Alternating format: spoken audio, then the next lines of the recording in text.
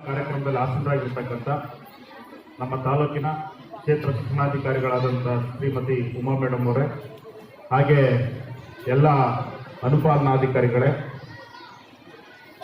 ಜೊತೆಗೆ ಈ ಭಾಗದ ಎಲ್ಲ ಶಿಕ್ಷಕ ಬಂಧುಗಳೇ, ಈ ಕ್ರೀಡಾಕೂಟವನ್ನು ಆಯೋಜನೆ ಮಾಡಿರ್ತಕ್ಕಂಥ ಎಲ್ಲ ಸಂಘಟನಾಕಾರರೇ, ಪ್ರೀತಿಯ ಮಕ್ಕಳೇ, ಮಾಧ್ಯಮ ಮಿತ್ರರೇ, ಆರೋಗ್ಯವಂತ ವ್ಯಕ್ತಿ ಈ ದೇಶದ ಆಸ್ತಿ. ಪ್ರಥಮವಾಗಿ ಪ್ರತಿಯೊಬ್ಬ ಆರೋಗ್ಯವಂತವಾಗಿದ್ರೆ ಮಾತ್ರ ಅವನು ದೇಶಕ್ಕೆ ಒಂದು ಕೊಡುಗೆ ಏನಾದರೂ ನೀಡಬಹುದು.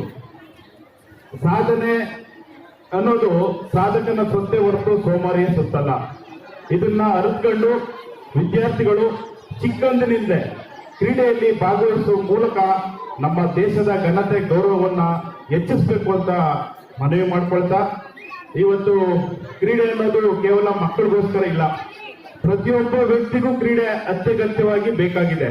ಯಾಕೆಂದ್ರೆ ಇವತ್ತಿನ ಆಹಾರ ಪದ್ಧತಿ ಇರ್ಬೋದು, ಎಲ್ರಿಗೂ ಅಷ್ಟೇ ಡಾಕ್ಟರ್ ತಗೋ ಬಂದ್ಮೇಲೆ ನಾವು ವಾಕಿಂಗ್ ಮಾಡೋದು, ಎಕ್ಸರ್ಸೈಸ್ ಮಾಡೋದು, ಟ್ಯಾಬ್ಲೆಟ್ ತಗೋಕ್ಕಿಂತ ಮೊದಲೇ ನಾವು ಕ್ರೀಡೆನಲ್ಲಿ ಭಾಗವಹಿಸಿದ್ರೆ ಆರೋಗ್ಯ ಮಾತ್ರ ಚೆನ್ನಾಗಿರುತ್ತೆ. ಯಾಕೆಂದ್ರೆ ಇವತ್ತು ಆರೋಗ್ಯ ಚೆನ್ನಾಗಿದ್ರೆ ಮಾತ್ರ ಮಕ್ಕಳು ಓದಕ್ಕೆ, ಸಾಧನೆ ಮಾಡಕ್ಕೆ, ಕೆಲಸ ಮಾಡಕ್ಕೆ ಎಲ್ಲದಕ್ಕೂ ಸಾಧ್ಯ.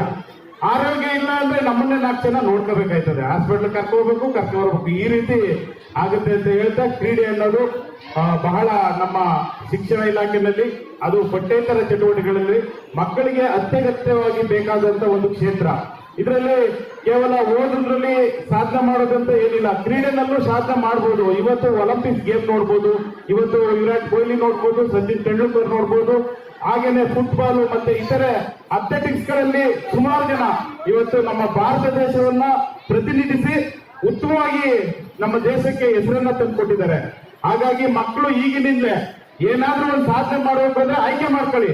ನಾನು ಇಂಥ ಒಂದು ಅಥ್ಲೆಟಿಕ್ಸ್ ಗೇಮ್ ಅಲ್ಲೋ ಅಥವಾ ಗೇಮ್ಸ್ ಅಲ್ಲೋ ನಾನೊಂದು ಸಾಧನೆ ಮಾಡಬೇಕು, ನಮ್ಮ ಶಾಲೆಗೆ, ಶಿಕ್ಷಕರಿಗೆ, ಈ ಒಂದು ದೇಶಕ್ಕೆ ಕೀರ್ತಿ ತರಬೇಕು ಅನ್ನೋ ಒಂದು ಉದ್ದೇಶವನ್ನ ಇಟ್ಕೊಂಡು ನೀವು ಇವಾಗಿನಿಂದ ಒಂದು ಕಾರ್ಯಪ್ರವೃತ್ತರಾಗಿ ಪ್ರಾಕ್ಟೀಸ್ ಮಾಡದೆ ಆದ್ರೆ ಮುಂದೊಂದು ದಿನ ತಾಲೂಕು ಮಟ್ಟ ಇರ್ಬೋದು, ಜಿಲ್ಲಾ ಮಟ್ಟ ಇರ್ಬೋದು, ರಾಜ್ಯ ಮಟ್ಟ ಇರ್ಬೋದು, ರಾಷ್ಟ್ರ ಮಟ್ಟದಲ್ಲಿ ಒಂದು ಉನ್ನತ ಸ್ಥಾನವನ್ನ ಗಳಿಸುವಂತ ಒಂದು ಆಸಕ್ತಿ ನಿಮ್ಗಿರುತ್ತೆ. ಜೊತೆಗೆ ಒಂದು ಕನಸನ್ನ ಕಾಣಿ, ಅದು ರಾತ್ರಿ ಹೊತ್ತು ಕನಸಲ್ಲ, ಹಗಲೊತ್ತು ಕನಸು.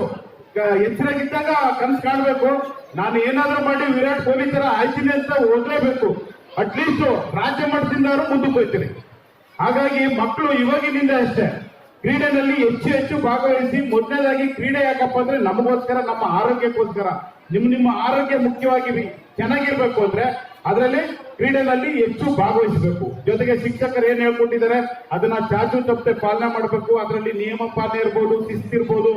ಜೊತೆಗೆ ಏನು ಆಟಕ್ಕೆ ನಿಂತಾಗ ಎದುರಾಳಿ ಎಂತವರೇ ಆಗಿರ್ಲಿ ಧೈರ್ಯ ಇರಬೇಕು. ನಾನು ಫೇಸ್ ಮಾಡ್ತೀನಿ, ನಾನು ಆಟ ಆಡ್ತೀನಿ, ನಾನು ಗೆಲ್ತೀನಿ ಅನ್ನೋ ಮನೋಭಾವನೆ, ಧನಾತ್ಮಕ ಚಿಂತನೆ ಇರಬೇಕು.